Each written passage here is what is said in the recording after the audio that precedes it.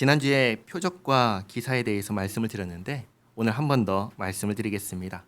1세기에는 표적과 기사가 필요했습니다. 예수님을 죽인 사람들 앞에서 예수님의 이름을 말하고 가르치기 위해서는 그들이 부정할 수 없는 증거를 보여줘야 했습니다.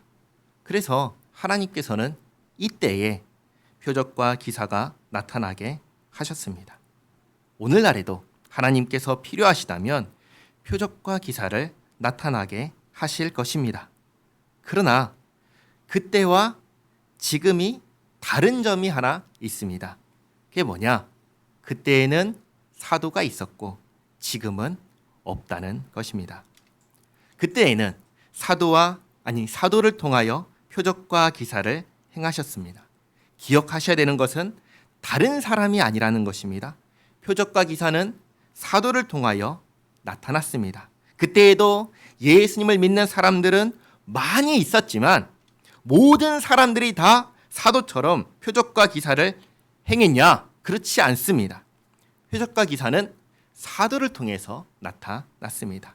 오늘날에 사도가 있나요? 없습니다. 오늘날에 표적과 기사를 행할 수 있는 사람이 있나요? 없습니다. 그러므로 오늘날에 표적과 기사를 행한다는 어떤 사람이 있다면 그것은 거짓입니다. 그러면 이런 질문을 할 수 있습니다. 목사님, 기도했더니 병이 나았습니다. 목사님, 기도했더니 귀신이 나갔습니다. 어떤 신비한 일을 경험했습니다. 예, 그럴 수 있습니다. 그러나 분명하게 기억해야 될 것이 있습니다. 이게 뭐냐? 첫 번째, 혹 어떤 사람이 기도해서 특별한 일을 경험했다면 그것은 하나님께서 그 순간에 필요하셔서 그 사람을 사용하신 것입니다. 그 사람에게 표적과 기사를 행할 수 있는 능력이 있어서 일어난 것이 아니라는 것입니다.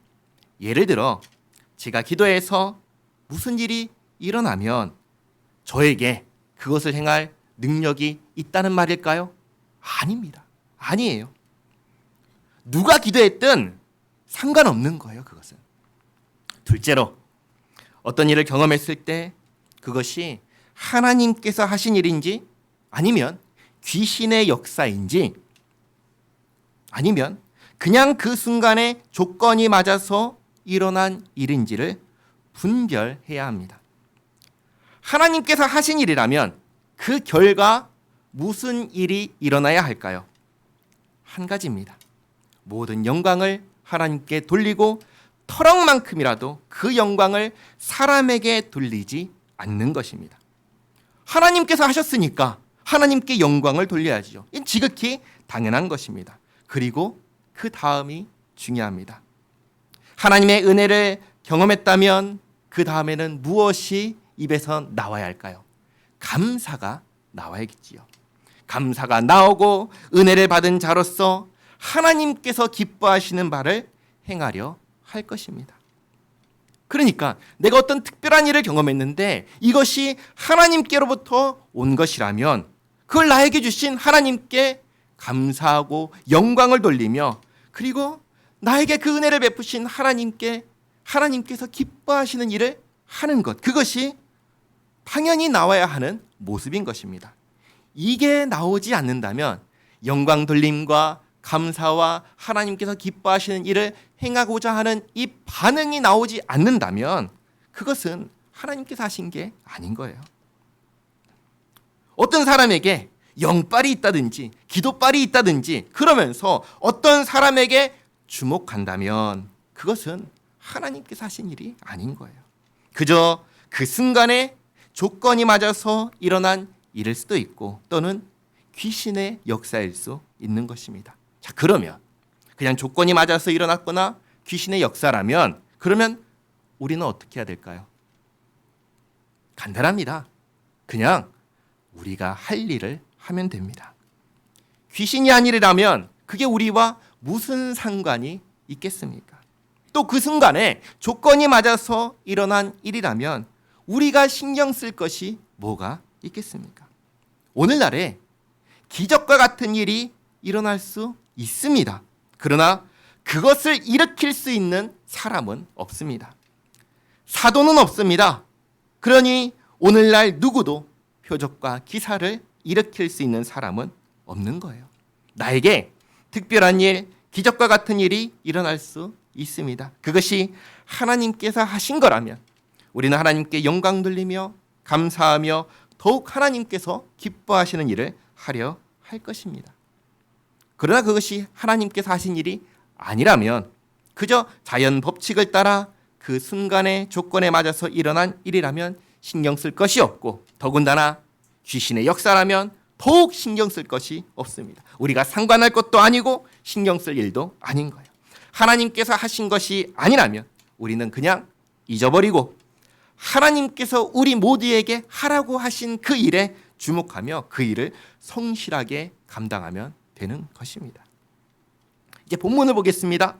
베드로와 요한이 공회에 잡혔다가 풀려났습니다.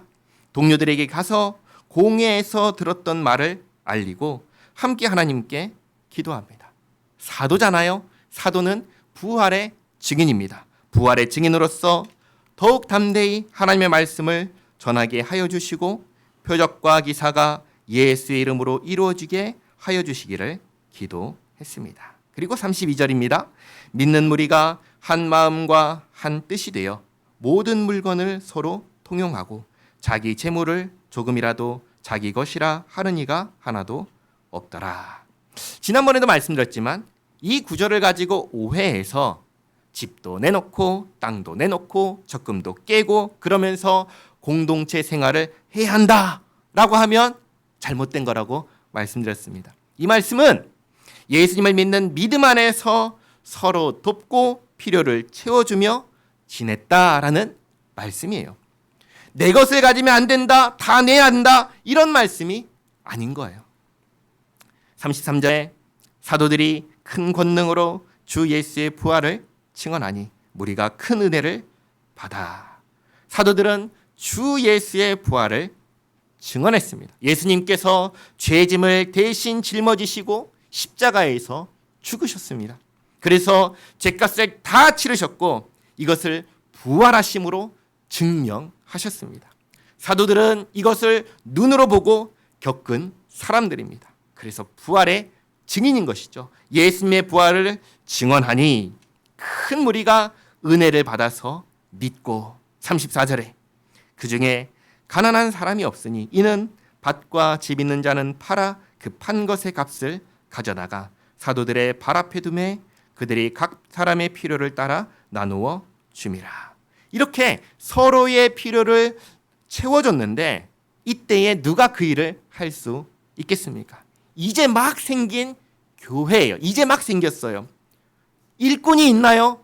없지요. 누가 있나요? 사도밖에 없습니다. 그러니까 사도들이 그것을 받아서 나누어 준 것입니다. 36절에 구브로에서 난 레위족 사람이 있으니 이름은 요셉이라. 사도들이 일컬어 바나바라, 번역하면 위로의 아들이라 하니 그가 밭이 있음에 팔아 그 값을 가지고 사도들의 발 앞에 두니라.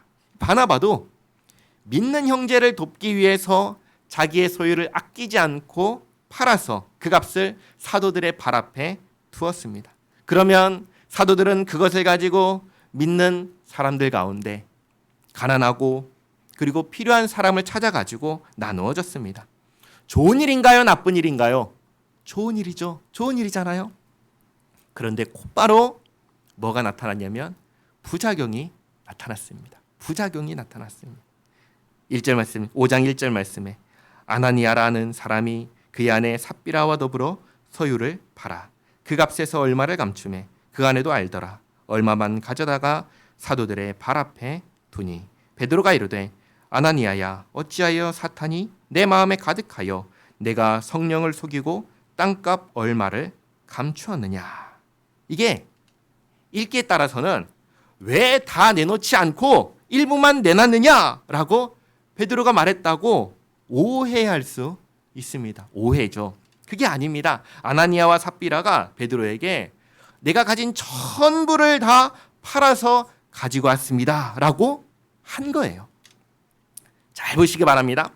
처음 교회가 생겼을 때, 예수 믿는 사람들의 공동체가 처음에 생겼을 때 자기 것을 아끼지 않고 팔아서 그것으로 공동체를 이루는 사람들의 필요를 채워줬습니다. 자, 이것과 관련해서 질문하겠습니다. 첫 번째, 내 소유를 내놓는 것, 이것은 반드시 해야 하나요? 아니면 안 해도 되는 건가요? 안 해도 되는 겁니다. 안 해도 되는 거예요. 두 번째, 그러면 자기 소유를 내놓는 것을 당연하게 생각할까요? 아니면 감사하게 생각할까요? 그렇죠? 당연한 것이 아니니까, 내놔야 하는 것이 아니니까, 그럼에도 불구하고 내놨을 때는 뭐예요? 감사하게 생각하겠죠. 자, 그 다음 세 번째, 적게 내놓는 사람과 많이 내놓는 사람 중에 누구에게 더 감사할까요? 사실은 둘 다 똑같죠. 똑같죠. 그러나 더 많이 한 사람에게는 조금 더 마음이 쓰이겠지요. 그렇죠? 네 번째, 만약에 내 소유를 전부 다 내놓았다면 그걸 들은 사람들은 뭐라고 생각할까요? 칭송할 것입니다. 야, 대단하다.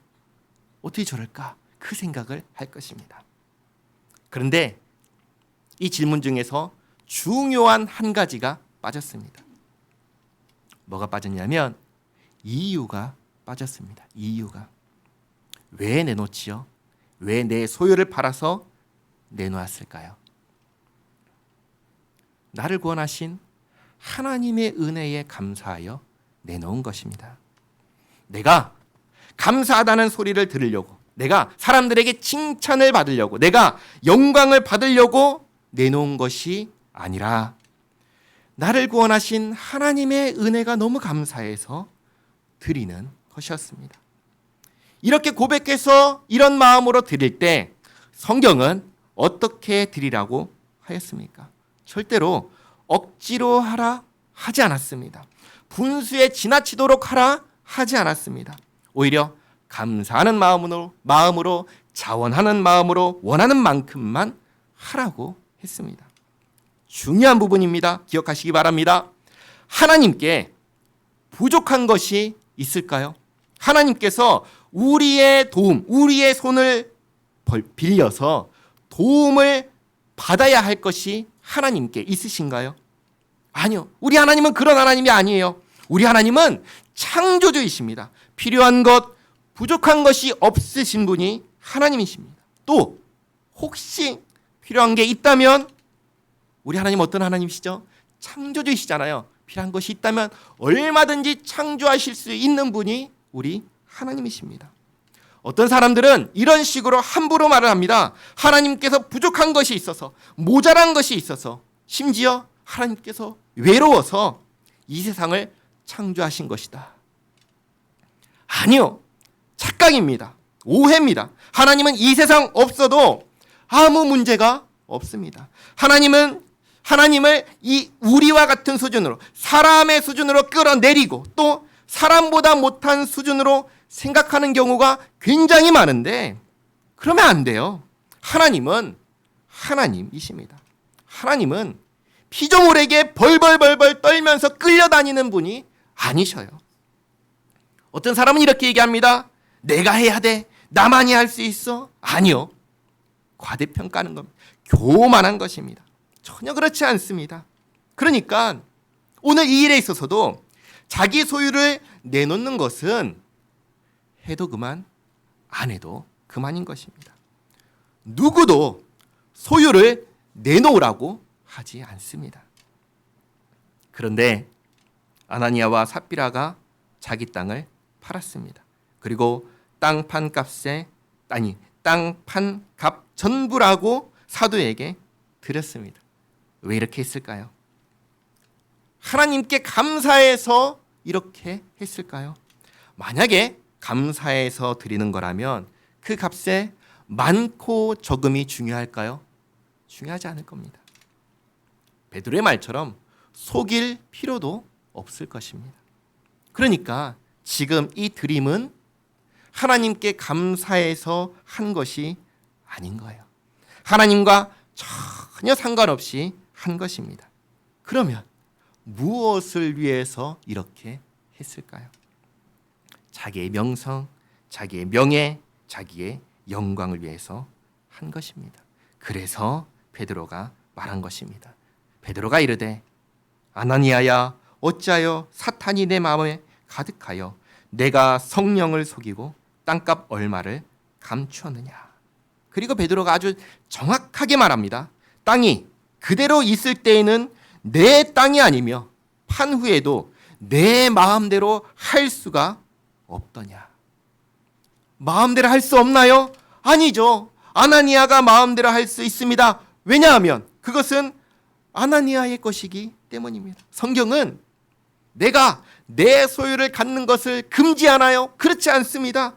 인정하고 허용합니다. 그것을 죄라고 말하나요? 그렇지 않습니다. 죄는 남의 것을 탐내는 것이 죄입니다. 내가 내 것을 내 마음대로 하는 것을 가지고 죄라고 하지 않습니다. 그러니까 내 것을 다 포기하고 팔고 내놓는 이 처음 교회의 이 모습이 완벽한 교회의 모습이냐? 그게 아니라는 거예요. 그렇게 생각하면은 너무나 잘못 생각하는 것입니다. 처음 교회가 보여주는 것은 이만큼 서로를 돕고 서로의 필요를 채워주었다라는 것뿐입니다. 자기 소유를 포기해야 된다, 이것을 가르치는 게 아닌 거예요. 이렇게 하는 것이 맞다, 이것도 아닌 것입니다. 아나니아는 자기의 영광을 위하여 땅을 팔았습니다. 그러나 다 내놓기가 아까워서 일부만 내놓으면서 그래도 그걸 통해서 받아야 될 영광은 받기 위해서 다 가지고 왔습니다라고 거짓말을 한 것이죠. 이것이 이때에 발생하고 있었던 부작용입니다. 아나니아만 이렇게 생각했을까요? 아니죠. 그러니까 이미 처음 있었던 교회 안에 이런 식으로 생각하는 사람들이 있었던 것입니다. 그러면 어떻게 해야 될까요? 분명하게 알게 해야죠. 우리가 하는 것은 사람 앞에서 사람에게 잘 보이기 위해서 하는 것이 아니라 하나님 앞에서 하는 것이다라는 것을 알게 해야 합니다. 깨닫게 해야 합니다. 그래서 5장 4절 하반절에 어찌하여 이 일을 내 마음에 두었느냐. 사람에게 거짓말한 것이 아니요 하나님께로다. 아나니아가 이 말을 듣고 엎드려져 혼이 떠나니 이 일을 듣는 사람이 다 크게 두려워하더라. 젊은 사람들이 일어나 시신을 싸서 메고 나가 장사하니라. 3시간쯤 지나 그의 아내가 그 일어난 일을 알지 못하고 들어오니 베드로가 이르되 그 땅 판값이 이것뿐이냐 내게 말하라 하니 이르되 예 이것뿐이라 하더라. 남편과 입을 맞췄으니 똑같이 대답하는 것이죠. 그러자 9절에 베드로가 이르되 너희가 어찌 함께 꾀하여 주의 영을 시험하려 하느냐. 보라 내 남편을 장사하고 오는 사람들의 발이 문 앞에 이르렀으니 또 너를 메어 내가리라 하니 곧 그가 베드로의 발 앞에 엎드려져 혼이 떠나는지라. 젊은 사람들이 들어와 죽은 것을 보고 메어다가 그의 남편 곁에 장사하니. 아나니아와 삽비라가 죽었습니다. 자기 땅을 팔고 일부만 사도들 앞에 놓았다가 죽었습니다. 일부를 드리며 이것이 전부라고 했다가 죽었습니다. 베드로는 분명하게 말합니다. 너희가 하나님께 거짓말을 했다. 너희가 성령을 시험하려 하였다. 어떤 사람은 이렇게 말할 수 있습니다. 그래도 죽이는 건 너무한 거 아닙니까? 그럴까요? 이 땅에 우리가 왕정 시대를 생각해 보시기 바랍니다. 왕 앞에서 왕을 속이면서 어떤 행동을 했을 때 왕이 그걸 압니다. 왕이 그에 대해서 처벌하는 거에 대해서 뭐라고 말할 수 있을까요? 왕이 지나칩니다. 할 수 있을까요? 왕을 속이는 사람을 향해서, 왕을 시험하는 사람을 향해서 이 세상에서도 사람 앞에서 그렇게 하는 것을 말도 안 된다라고 하는데 어떻게 하나님께서 하신 일에 대해서는 우리가 하나님 그건 아닌 것 같은데요 라는 식으로 말을 할 수 있을까요? 우리는 하나님을 너무나 크게 잘못 생각하고 있는 거예요. 하나님은 사람이 아닙니다. 하나님은 하나님이십니다. 기억하시기 바랍니다. 누구도 아나니아와 삽비라에게 땅을 팔아서 내놓으라고 하지 않았습니다. 하나님께 드릴 때에는 감사함으로 원하는 만큼 하라고 하셨습니다. 아나니아와 삽비라는 하나님께 감사하지도 않고 정직하지도 않았습니다. 이런 사람들이 교회를 이루면 되나요? 안 돼요. 교회는 이런 사람들의 공동체가 아닙니다. 교회는 하나님의 은혜를 받은 사람들의 모임입니다. 교회는 하나님께서 가장 아끼시는 아들 예수님을 이 땅에 보내셔서 그 아들의 핏값으로 세운 곳이 교회예요. 교회는 하나님께 감사하는 사람들의 모임입니다. 교회는 하나님을 예배하는 사람들의 모임이 교회입니다. 이것을 기억하시기 바랍니다. 오늘 이 일로 인하여 11절에 온 교회와 이 일을 듣는 사람들이 다 크게 두려워하니라. 아나니아와 삽비라 이 사건을 마무리하기 전에 한 가지를 더 말씀드리겠습니다.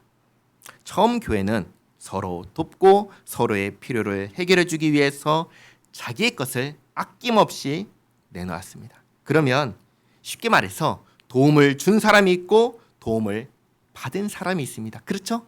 도움을 준 사람이 있고 자기 것을 다 내놓아서 필요를 채워주는 사람이 있고 그렇게 해서 도움을 받은 사람이 있습니다. 이 두 사람이 있습니다. 두 사람을 생각해 보겠습니다. 도움을 준 사람은 왜 도와줬지요?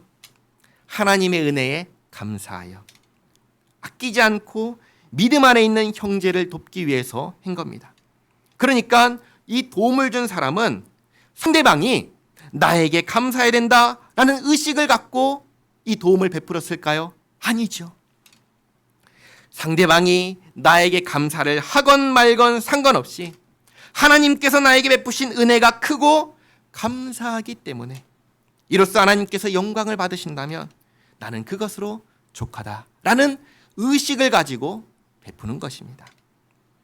이것이 도와주는 사람이 갖는 의식인 것이죠. 한편 도움을 받는 사람은 어떤 의식을 가져야 할까요? 두 가지 의식을 가져야 됩니다. 첫째는 하나님께 감사하는 마음을 가져야 됩니다. 왜? 이 사람이 왜 나를 도와줬을까? 한 번만 생각해 보면 나를 도와줄 이유가 있나요? 없습니다. 없어요. 자기의 소유를 팔아서 왜 나를 도와줍니까? 하나님께 받은 은혜가 있기 때문에 나를 도와주는 것입니다. 만약 하나님께서 이 사람에게 은혜를 베풀지 않으셨다면 이 사람이 나를 도와줄 이유가 있나요? 없는 것이죠. 그러니까 첫째는 뭐냐면 도움을 받은 사람은 하나님께 감사하는 마음이 있어야 하는 것입니다. 그리고 둘째는 나를 도와준 그 사람에게 감사하는 마음이 있어야 합니다. 나에게 도움을 베푼 사람에게 고마워하고 감사한 마음을 갖는 것이 정상이에요. 정상이에요. 예수님을 믿지 않는 사람도 누군가가 도와줬을 때 도움받은 사람이 자기를 도와준 사람을 향해서 감사합니다. 이것은 지극히 당연한 것입니다. 하나님께서는 그것을 금지하지 않으셨어요. 하나님께서 금지하신 것은 하나님께 돌려야 하는 영광을 내가 가로채는 것입니다. 나를 도와준 사람에게 감사하는 것이 하나님께 돌려야 하는 영광을 가로채는 건가요? 그렇지 않습니다. 도움을 받았으면 감사하는 것이 정상입니다.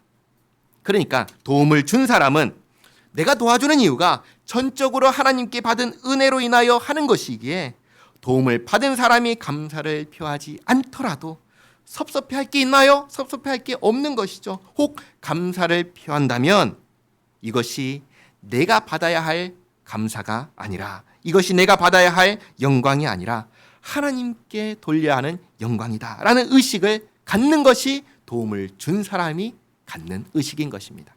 그리고 도움 받는 사람은 어떤 의식을 가져야 되는가? 하나님께 감사하는 마음과 더불어 나를 도와준 사람을 향하여 감사하다는 마음을 가져야 합니다. 이것을 기억하시기 바랍니다.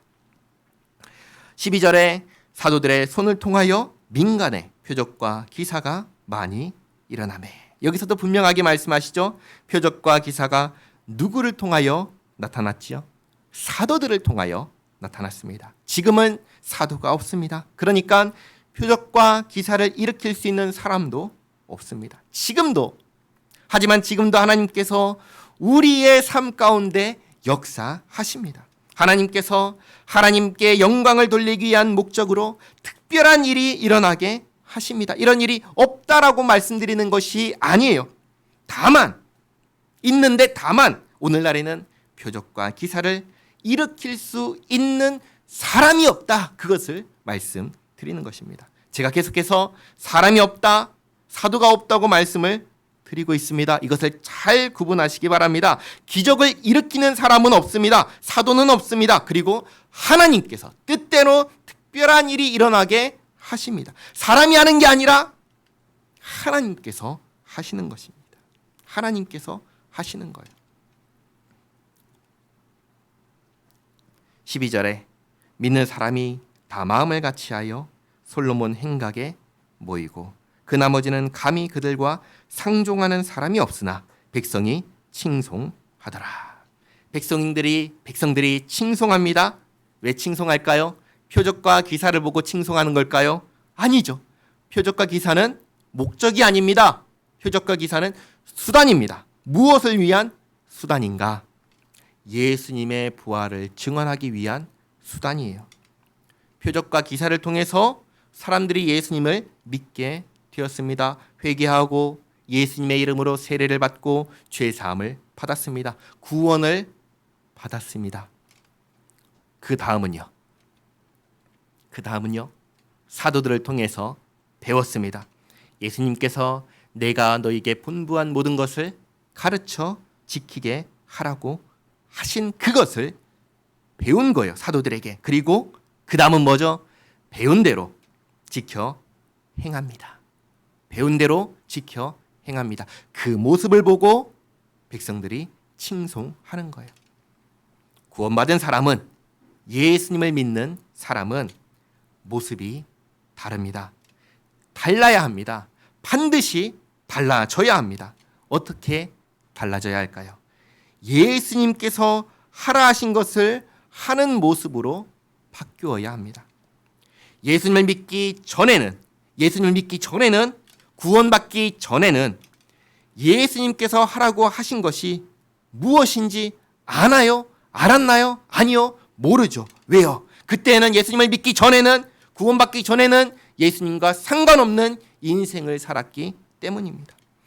그때는 예수님과 상관없는 삶을 살았으니 예수님께서 하라고 하신 것과도 상관없는 삶을 살았습니다. 그럴 수밖에 없지요. 모르니까요. 그러나 이제는 예수님을 압니다. 예수님을 믿고 난 이후입니다. 구원받고 난 이후입니다. 예수님을 알고 믿었습니다. 이제는 예수님께서 하라고 하신 것이 무엇인지 압니다. 그렇다면 믿고 난 후에는 알기 때문에, 무엇을 해야 하는지 알기 때문에 이제는 그것을 해야 합니다. 예수님을 믿는 사람들이 예수님께서 나에게 뭘 하라고 하셨는지 나는 모르겠는데요 라고 할 수 있나요? 할 수 없는 거예요. 그러나 어떤 사람은 그렇게 말할 수 있습니다. 아직 모르겠는데요. 할 수 있죠. 그래서 세 가지를 말씀드립니다. 첫째, 마태복음 5장에서 7장까지의 말씀을 읽으시기 바랍니다. 마태복음 5장에서 7장까지의 말씀, 산상수훈이라는 말씀입니다. 예수님께서 산에서 제자들에게 가르치신 내용입니다. 오해할 것도 없고 헷갈릴 것도 없이 아주 분명하고 명료하게 이렇게 하라고 예수님께서 말씀하신 거예요. 마태복음 5장에서 7장까지 말씀입니다. 두 번째, 출애굽기 20장 1절에서 17절까지 말씀입니다. 이건 뭐냐면 십계명입니다. 십계명. 하나님께서 자기 백성에게, 외국인이 아닙니다. 다른 나라 사람들 아닙니다. 자기 백성에게 지켜 행하라고 주신 언약의 말씀입니다. 십계명을 요약하면 뭐라고 요약할 수 있죠? 하나님 사랑과 이웃 사랑입니다. 이것을 한마디로 요약하면 뭐죠? 서로 사랑하라입니다. 그리고 세 번째, 미가서 8장 8절 말씀입니다. 주보에 있지요. 미가서 6장 8절입니다. 6장 8절. 주보에 있는 미가서 6장 8절 말씀 같이 읽겠습니다. 사람아, 주께서 선한 것이 무엇임을 내게 보이셨나니 여호와께서 내게 구하시는 것은 오직 정의를 행하며 인자를 사랑하며 겸손하게 내 하나님과 함께 행하는 것이 아니냐. 아멘. 정의를 행하는 것, 인자를 사랑하는 것. 인자는 사람이 아니에요. 인자함, 자비로움을 말합니다. 인자함, 자비로움. 그러니까 정의로우며 자비로우며 겸손하게 하나님과 함께 행하는 것. 이것이 구원받은 예수 믿는 하나님의 사람이 살아야 하는 모습인 것입니다. 표적과 기사는 예수님께서 하나님께서 보내신 구원자이심을 증거하는 수단입니다. 표적과 기사가 그 자체가 목적이 되어서는 안 됩니다. 그러니까 어디에 이렇게 말하면 되게 이상한데요. 용한 무당도 아니고 용한 어떤 사람이 있다 해가지고 거기 가서 기도를 받고 뭘 경험하기 위해서 가는 것 의미가 있나요? 없어요. 그게 목적이잖아요. 그건 목적이 아니에요. 목적이 아니에요. 표적과 기사는 그것이 목적이 아니라 수단입니다. 무엇을 위한 수단인가요? 예수님을 믿기 위한 수단입니다. 예수님께서 하나님께서 보내신 나의 구원자이심을 믿었다면 이제는 더 이상 표적과 기사가 필요하지 않습니다. 이제는 없어도 되는 거예요. 없어도 되는 거예요. 그 다음에는 예수님을 믿는 구원받은 성도요 하나님의 자녀로서 예수님께서 지켜 행하라 하신 것을 하는 것이 필요한 거예요. 교회는 예수 믿는 사람들의 모임입니다. 교회는 하나님께 은혜를 입은 사람들의 모임입니다. 교회는 하나님께 감사하는 사람들의 모임이고 교회는 하나님을 예배하는 사람들의 모임입니다. 그리고 교회는 하나님의 사람으로 살아가는 하나님의 사람으로서 이 땅에서 살아가는 사람들의 모임입니다. 나는 예수 믿는 사람으로 살고 있습니까? 나는 하나님의 사람으로 살고 있습니까? 나는 예수님께서 지켜 행하라 하신 것을 지켜 행하며 살고 있습니까? 이 모든 질문에 예, 그렇습니다 라고 화답하며 우리의 행실을 통하여 우리의 삶을 통하여 하나님께 영광 돌리는 우리 모두가 되기를 바랍니다. 기도하겠습니다. 좋으신 하나님, 아들 예수님을 이 땅에 보내주시어 죄와 사망의 권세 아래 멸망의 길을 걷고 있는 우리를 구하시고 생명의 길로 가게 하시니 감사합니다. 표적과 기적을 나타내신 목적이 그 자체가 목적이 아니라 보내주신 예수님을 믿고 구원받으라 하신 것임을 기억하며 표적과 기적을 추구하는 것이 아니라 예수 믿는 사람으로 예수 믿는 사람답게 살게 하옵소서.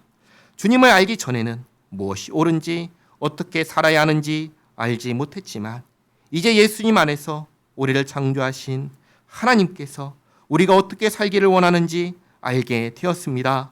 법 없이 기준 없이 내 소견에 옳은 대로 사는 것이 아니라 하나님께서 주신 법을 기준으로 계명을 기준으로 가르쳐 주신 대로 순종하며 살아야 함을 알았사오니 그렇게 살게 도와주시옵소서. 하나님께서 베푸신 은혜가 감사하기 때문에 이웃을 돕고 이웃의 필요를 채워주게 하시옵고 이렇게 도움을 받았을 때에는 하나님과 이웃에게 감사를 표하는 정상적인 사람이 되게 하옵소서. 우리에게 보내주신 성령 하나님을 의지하여 하나님과 함께 동행하며 살기를 원합니다. 또 하나님께서 기뻐하시는 바를 행하며 살기를 원합니다.